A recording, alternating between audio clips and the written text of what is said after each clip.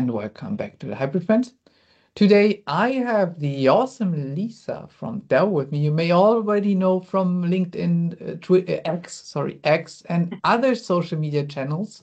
Experts Live, she's everywhere, you know. Lisa, can you give us a brief intro to yourself, what you do, who you are, what you do at Dell and in the communities, and yeah, and then we would just talk about our topic for today. Yeah, awesome. Thank you so much for having me. Hi, everyone. So I'm Lisa Clark. I am a specialist pre-sales um, engineer at Dell Technologies, and I'm focused on all things Azure Hybrid, or should we say Azure Adaptive Cloud now. But I focus on Azure Stack HCI and Azure Arc. And I also cover EMEA, so that's a really cool role. I get to be engaged with customers all over EMEA, all different sizes from all different industries, all who want to adopt Azure Stack HCI. And I'm also Microsoft MVP in the Azure Hybrid category. Yeah. And I think your handle is Lisa in the cloud. Lisa at the Edge. So Ah, good, Lisa. good At the point. end. Lisa at the Edge has been uh, in retirement for a little while over the last few years. Life has got busy outside of with work and then outside of work. I'm hoping to bring Lisa at the Edge back for a few videos all around this topic actually prior to Ignite, because I know we're gonna I feel like it might be useful to do some videos on the topics that I talk about all the time with customers. So I'm thinking about bringing a couple of those videos back before Ignite. To kind of sum up where we've been on this journey so far with Azure Stack HCI. And then obviously at Ignite, we always have evolutions and announcements. So I thought that might be quite a nice time to bring back doing content. So you can hold me to that now that I've said it here.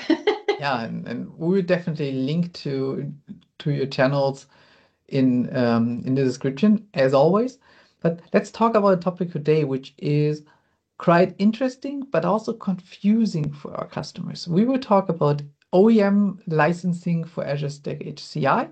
Yep, As we know, there was OEM licenses for Windows servers since decades for yep, our OEMs like Dell, HP, Lenovo, yep, Fujitsu, whoever you want to name, even the smaller ones like Thomas Grenno, Blue Chip, they offer the OEM licenses. yep, But with Azure Stack HCI as a pure hybrid product without those licensing options in the past, yep. I think it's confusing for most of the customers and also for the field on what is the OEM licensing about, Yep, why, yep, and how does that impact my support, which comes normally direct from Microsoft as a yep, from the platform itself, as HCI is an Azure feature. yep. Yep, absolutely. As always with Microsoft licensing, we have options, and options can be good, but they can also be confusing. And Azure Stack HCI is a really interesting place to be because it really does blend the two worlds of Azure and native cloud, and then yeah, on-premises infrastructure that we're used to, right? And we're used to the licensing options. And it's a constant blend of those two worlds, which is cool, but also confusing. So I'm going to share my screen. Let's have a look at the licensing options that have been in place so far, then the OEM license option, and we can talk about the use cases for each of them and when might fit best. So first up, you've got the original, right, the OG way to consume and license Azure Stack HCI. Like you said, Azure Stack HCI is an Azure service. You consume it from Azure. So it makes sense then that the way to pay for that would be on a consumption basis, like a cloud service, right? So that the original way is consumption based through Azure, and that's $10 per core per month or local equivalent. That's what I always say. Um, and that price there, it covers your operating system, covers, Hyper-V, Storage Space Direct, everything below the operating system.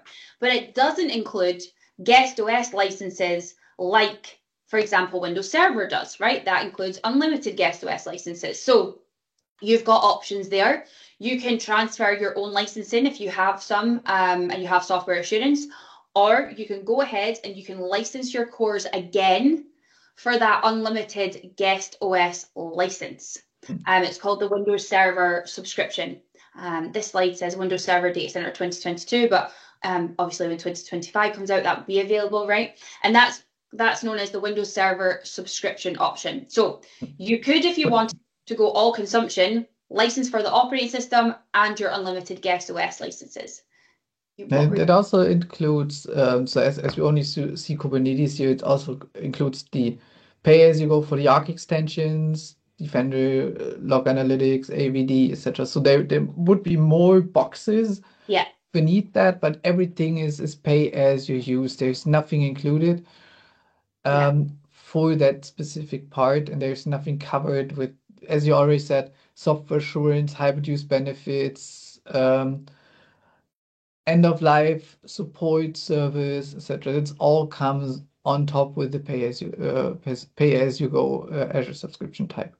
Yes, yep, yeah. This just purely focusing on the operating system and kind of guest licenses, and then also AKS. So AKS as well, if you wanted to use Azure Kubernetes Service, then you are paying again via consumption for vCPUs per core per month as well. So that's the original way to consume.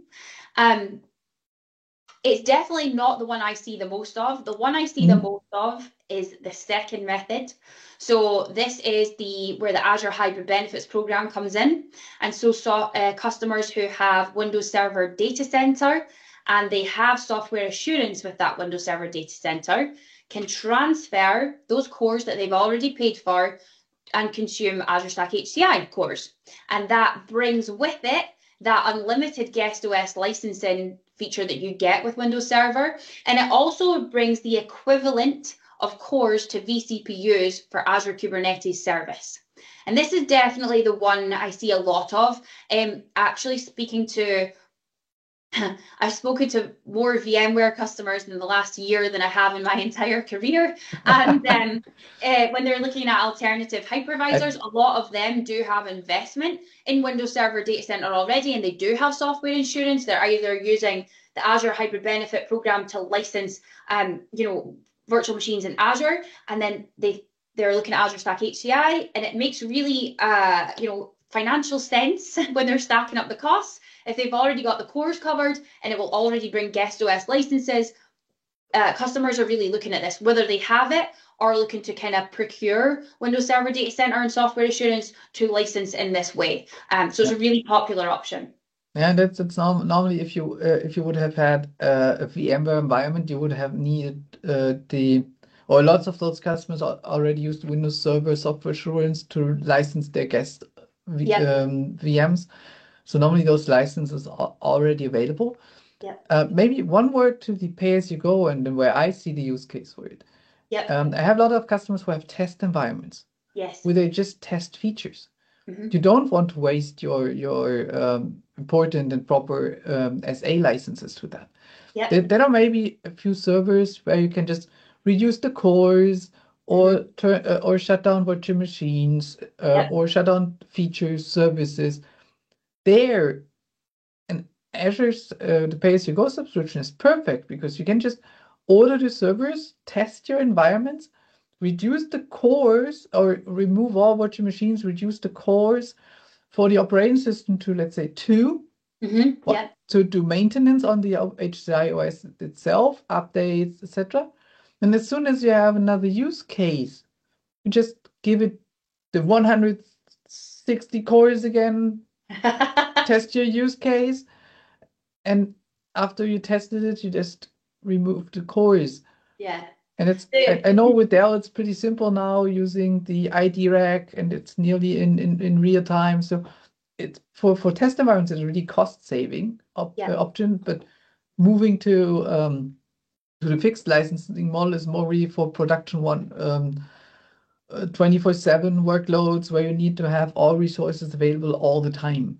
Yeah, 100%. Like consumption-based billing is always going to benefit in those environments where there is fluctuations in usage. That's always where it's going to make sense, whether that's in Azure or, being able to do that outside of Azure as well, with Azure Stack HCI. So that's always where it's going to make more sense. And you're right, when you're talking about production environments, or you're talking about environments that are a lot more stable, that have a significant number as well, in this case of kind of Windows Server VMs, for example, then you want to look at potentially alternative licensing options. So that was the two options that we had. We now have a third option that still only came out a couple of months ago, and that is the OEM perpetual license. And this is really interesting because, like what you said at the beginning, an OEM license has been available and known to the kind of Windows Server world, right, for forever. This is how Microsoft and partners like Dell, etc., work together and would provide OEM licenses.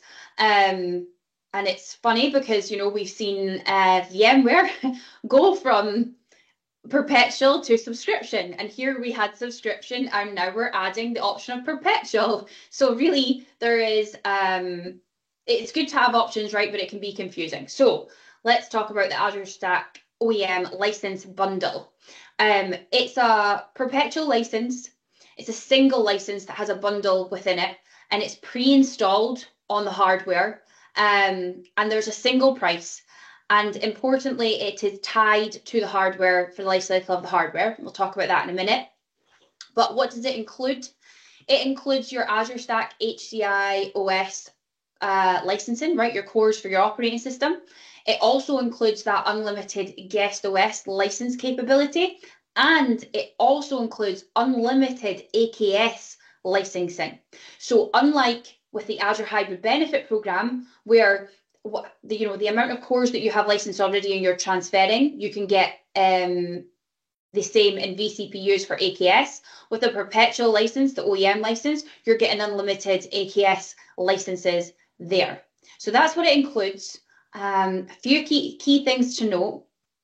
It is tied to the life cycle of the hardware. You cannot apply software assurance to it, and you can't move it around. And whichever version of Windows Server Data Center you purchase it with, that is the version that you will have for the life cycle of this license and the hardware. So you won't be able to upgrade your guest OS licenses within there. Those are probably the key things to call out in terms of the OEM license. Yeah, but there, maybe to give a hint here, we should wait for Ignite. Maybe that will change on Ignite, even for the OEM licenses, because there will be some significant changes with the whole thing, how the update cycle with HCI is handled. Yeah. So we're in October 2024 right now. Yeah. If you're watching that after, let's say, end of November 2024, please consolidate your licensing expert, because that may change during the Ignite sessions, during the Ignite announcements, with the changes we will see for Azure Stack HCI at those dates. We can also do a refresher afterwards, but at the moment when you watch the video now, what Lisa said is stated here. After November 2025, that specific part could change. Yes, it's always fun doing content around the month or two before Ignite, because we are in the lucky position, obviously you working for Microsoft, me being a Microsoft MVP, we get kind of hints and insights into what's coming, and so it can be hard, but yeah, keep as ever with Ignite, there are always evolutions, there are always announcements, and so that will potentially have a ripple effect here in the licensing options. But today, this is what the OEM license covers. In terms of, just to be clear, it obviously includes updates to the Azure Stack HCI OS, right? It just, at this moment in time, if you buy it and the bundle is Windows Server 2022 that you've got, that's your guest OS licenses, and you can't upgrade that within the lifetime. That is true as of right now. But when does it make sense, right? When will an OEM license make sense? So we have started to, obviously, since we launched this, look at it as an option with our customers. And it makes sense in a few different scenarios. I would always still kind of go through the process of comparing because I think it's important to do that and it can be different for each customer and environment. So where it totally makes sense, and this is kind of, you could easily guess this, is if a customer really plans to use Azure Kubernetes Service, right? So, if I think we did some, we've done some maths kind of internally, and if you are kind of looking to use maybe 20 vCPUs and up for AKS, this is probably going to make sense. Again, do the cost comparison, work out.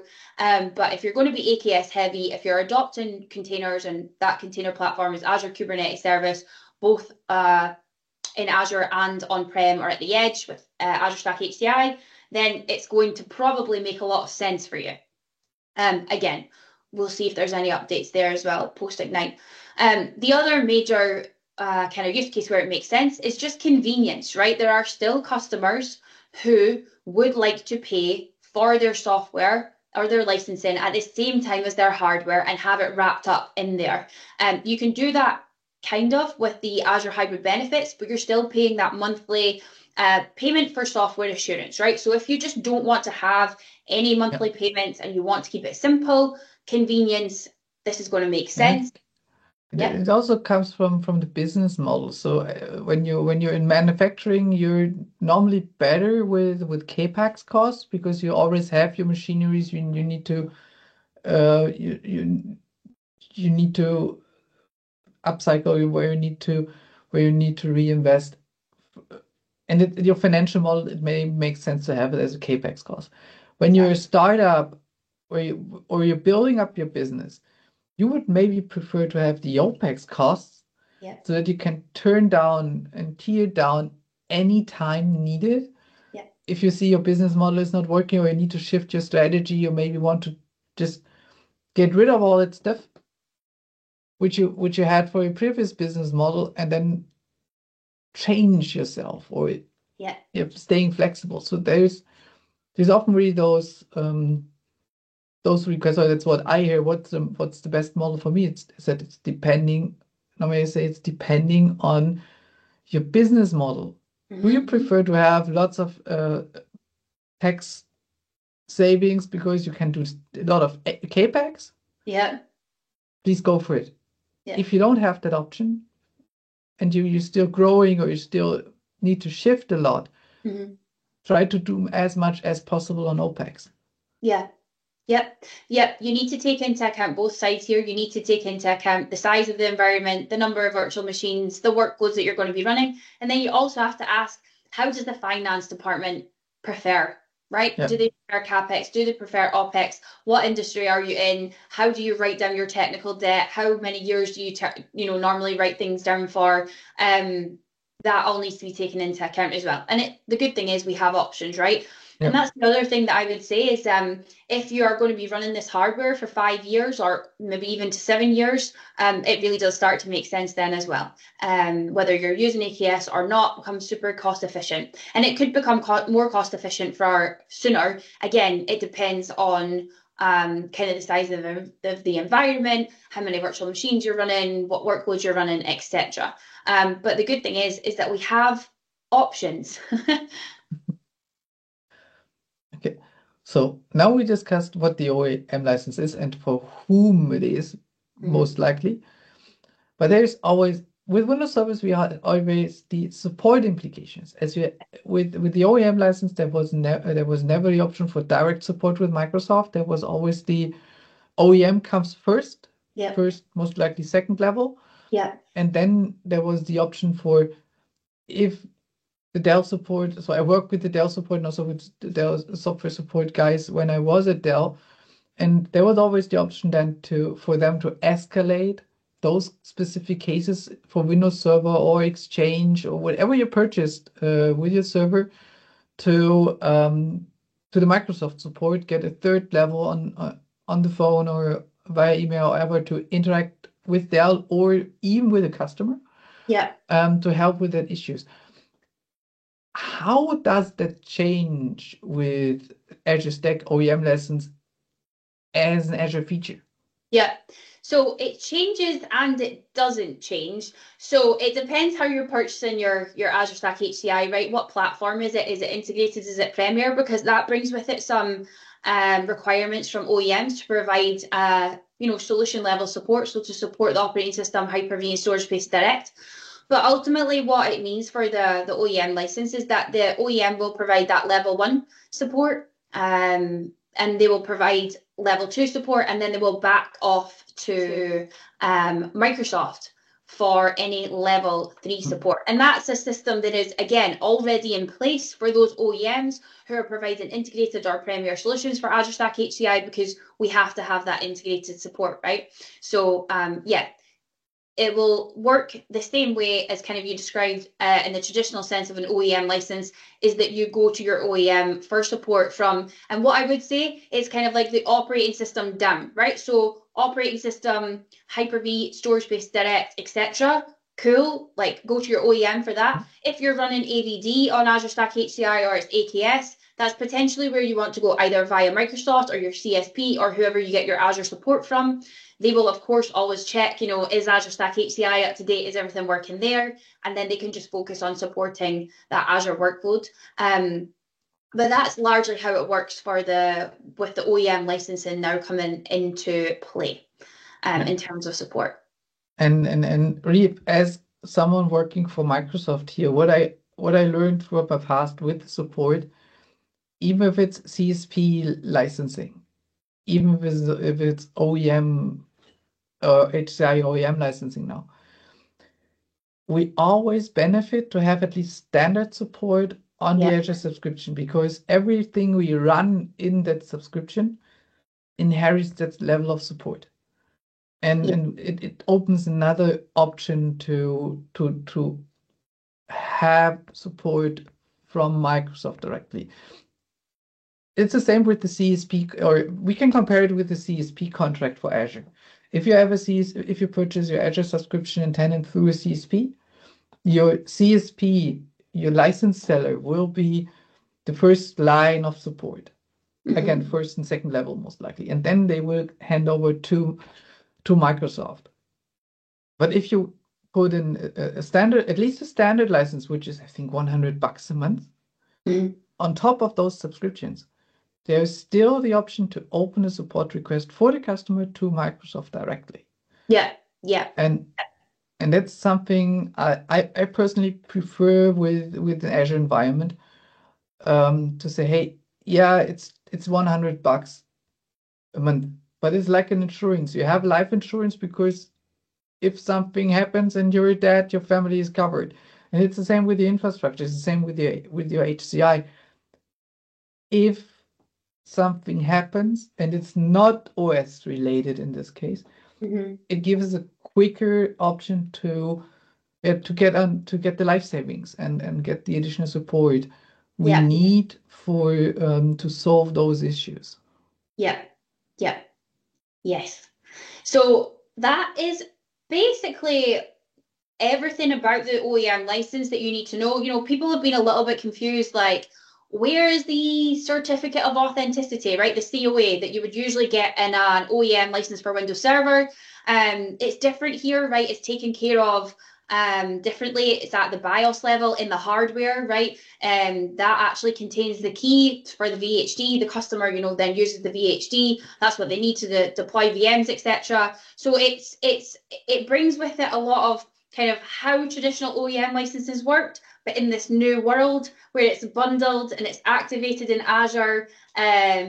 So yeah, that's why sometimes it's cool, but also gets a bit confusing.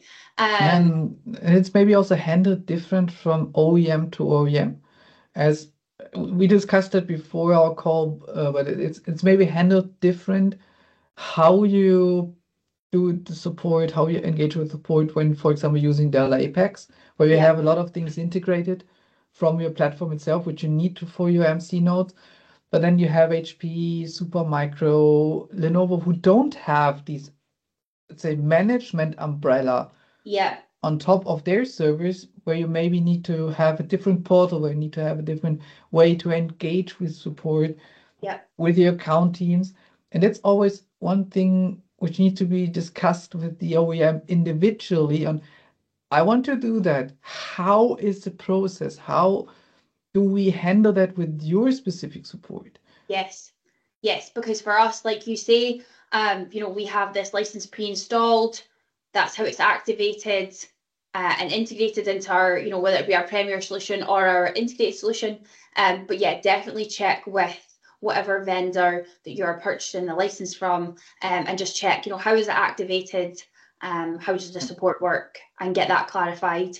Yeah, it will 100%. also change when you have a larger partner who's an old, or let's say like Blue Chip, Thomas Crenn, they normally leverage Intel boards, they normally leverage Supermicro boards, where you get the licenses again from Supermicro or Software One or Bechtle or who they are all called. Yeah. And it could then also be different because those smaller suppliers of hardware still offer the OEM license, but they don't have the large and huge support departments like a Dell, like a Yeah. Lenovo, where you have 5 people just sitting around waiting for HCI and Windows Server issues, and have their level 2 somewhere sitting in Montpellier or in Dublin to Mm. support. They just sit in Neckarsulm, for example, with those few people. And there's always one thing you need to take into account, which also then plays into the whole licensing model. Yep. If you want to, and how you want to, let's say, put numbers behind the risk you may have in a support case. Yep. Yep, 110%. And then, are you managing it yourself? Are you having a partner manage it? Is that partner integrated into who you've bought your licensing from? Do they understand that they, it's definitely something that you want to get clarity on when purchasing the licensing and talking about support as well. Yeah. And I think that ends our video for today pretty good with when we get the question, what license do I need to choose? Our preferred answer is it depends. Yeah, it's the answer that everyone doesn't want, but it is actually the best answer. We could give you an answer that's just it's this one, but is that going to be the best for you? Maybe not. So it depends. Yeah. So maybe you can reach out, or let's do a reach out to the community if someone is interested to help us, let's say, building a small power app or something to do it, to have a decision path. Yeah, We both don't have the time. That's what we know. But if someone is interested, that would be just so leave us a cool. comment, ping us on LinkedIn, and happy to provide the required information to do such a decision path for the community, because I think that's one thing which would be highly appreciated Yeah. from everyone, even from the OEMs themselves or our Mhm. teams at Microsoft. Having a small website, click, click, click, click. Yeah, your perfect license would be. Yeah. Um, but we need someone who wants to take care of that. Someone to help. I might go Yeah, back internally now and say, "Hey team, has anyone thought about this? Do we have the skills? Let's put it together." yeah. But it could be a good community efforts from either the MVPs or someone who wants to. Personal thing, everyone wants to become an MVP. I was one before, as you know. And if you do such an amazing thing for the community and everyone will share work with it, Yeah. it's easier to become known and get rewarded for it, basically. Yeah. But yeah, that's one thing I would always recommend to someone who is interested to do community work, do things which help everyone. Yeah. And especially we did the same in the past on choose for integrated or validated nodes. Yeah. And that for our customers and also for the community, that was highly appreciated because it makes a lot of things easier. And if I think if someone is interested in do that for licensing, just contact us. I would be happy to grant all support I can Yeah. to make that happen and make that available for everyone. Yeah. Yes. Great idea. Lisa, thank you so much for today. Thank you for having me. Have a great rest of your week Will do. and Got some travel hope coming up. So Hopefully, traveling. we will see a lot more from Lisa at the Edge Yes, soon. that is what I need. I need time in front of my screen to record some videos that I do have prepped. So hold me to that. They should come soon. They need to be launched before Ignite if I'm going to launch them. So yeah. Then follow Lisa at the Edge and us. Yes, and hybrid friends. And Thank you so much, Flo. I really appreciate you having me on today. It's been great. thank you. Then, for everyone else, goodbye and don't forget to subscribe. That helps all of us.